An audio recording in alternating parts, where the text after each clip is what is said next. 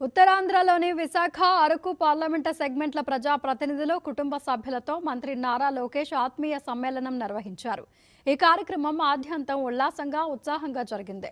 ఉండవల్లి నివాసంలో ఇచ్చిన విందుకు 2 పార్లమెంటు నియోజకవర్గాల నుంచి కుటుంబ సభ్యులతో కలిసి ప్రజాప్రతినిధులు హాజరయ్యారు. ఒక్కో కుటుంబానికి నారా లోకేష్ సాదర స్వాగతం పలికారు. యోగక్షేమాలు అడిగి తెలుసుకున్నారు. పిల్లలతో సరదాగా మాట్లాడారు. బాగా చదువుకోవాలని సూచించారు. విశాఖకు గూగుల్ తీసుకురావడంలో కృషి చేసిన లోకేష్ను అభినందిస్తూ నేతలు ఫోటో ఫ్రేమ్స్ అందించారు.